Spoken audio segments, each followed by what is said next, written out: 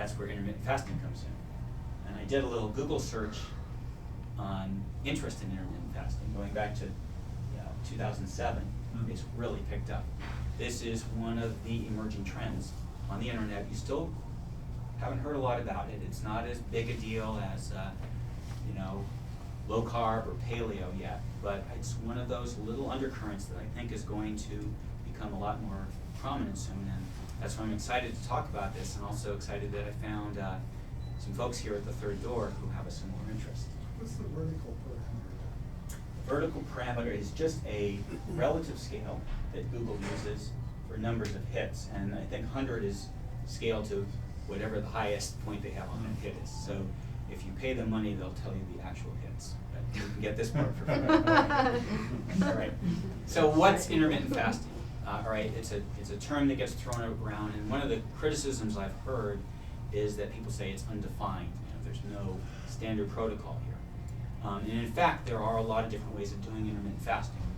But the common theme is you're foregoing food for some period of time, typically, I would say, at least 12 hours, 24 maybe on the upside, although you can go 2 or 3 days occasionally, but generally in that range of 12 and 24 hours, at least once a week, maybe every day.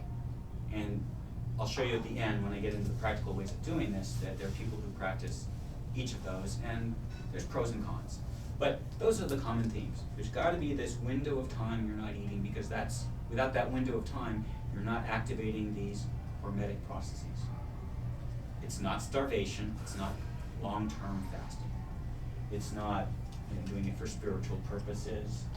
It's not a deliberate attempt to reduce calories. When you do this right, you eat to fullness, you feel content. You will experience hunger at some points, especially in the beginning, before your body adapts to it. But the whole point of it is that before too long, it's just a very comfortable way of eating, and you're not feeling deprived.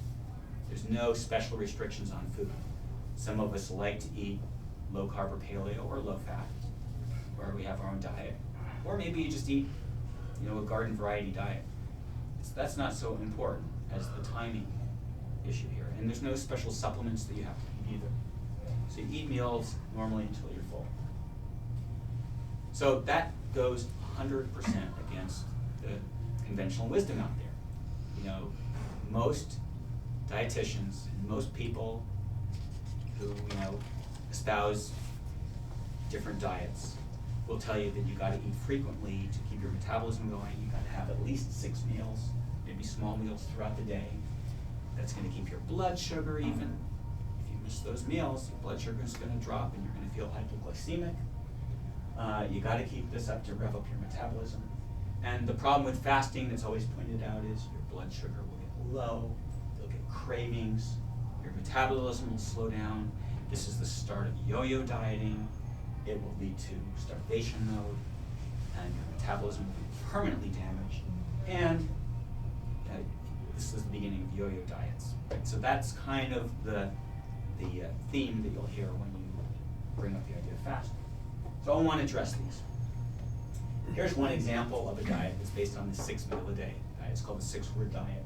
If you look at the bottom, it says, each diet may have failed you now, but your metabolism is about to find its soulmate. Eat 100 calories every 90 minutes of anything. No catches, no gimmicks.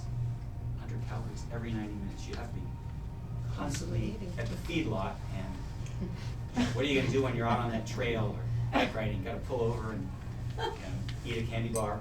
But that's the idea, is constant grazing throughout the day. But that's been challenged. There was an article in the New York Times reporting a study that was done in the British Journal of Metabolism, comparing different eating frequencies. The conclusion here at the bottom, whether it was 3 meals or 6 meals, both groups lost significant equivalent amounts of weight when the calories were controlled, and there was no difference between them in fat loss, appetite, or other measurements of hormones that signal hunger and satiety. Other studies have similar results. Blood sugar. Here's a study that was from, again, European Journal of Clinical Nutrition, that was looking at the effect of meal frequency on glucose and insulin over a day. And they looked at a couple different protocols, 6 meals, 3 meals, different protein and carb levels.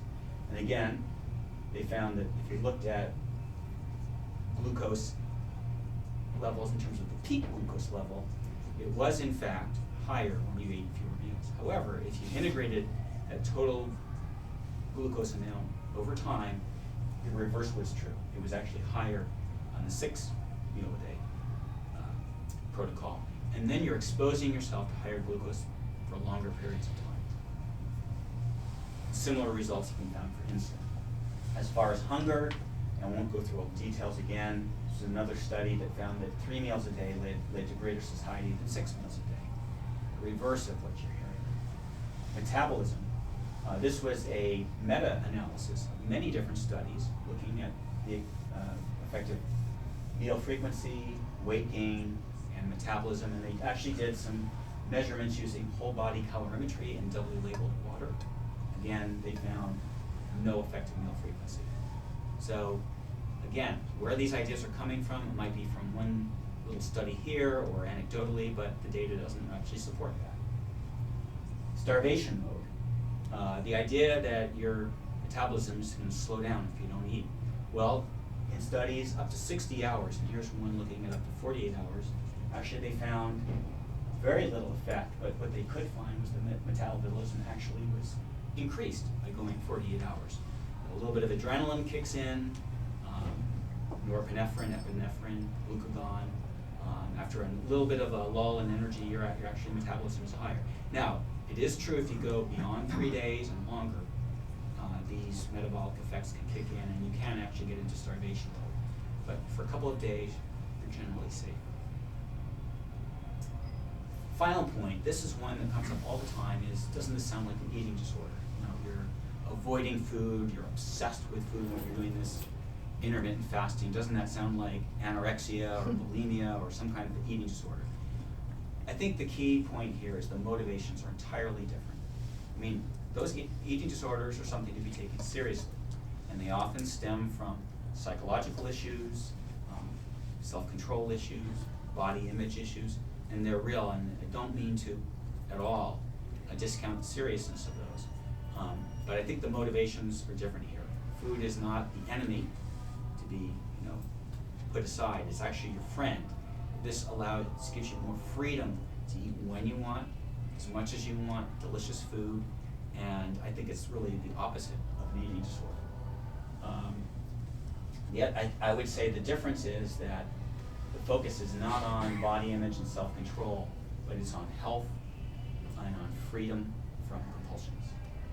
The warning signs I would look out at, and some people I've seen in the blog sphere who get in trouble with IF find themselves deliberately loading up before a fast. Oh, I've got to eat extra so I can start that fast. That would be a bad sign.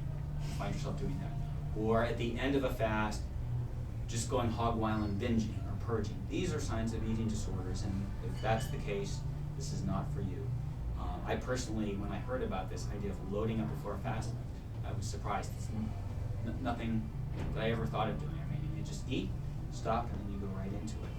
So I think those are some differentiators there. Another objection that's brought up, again, with metabolism is that this can mess up your thyroid and lower it. And there are some studies that when you go on prolonged starvation or crash diets, that your TSH can go down, your reverse T3, which is the inhibitor of the T3, can increase substantially.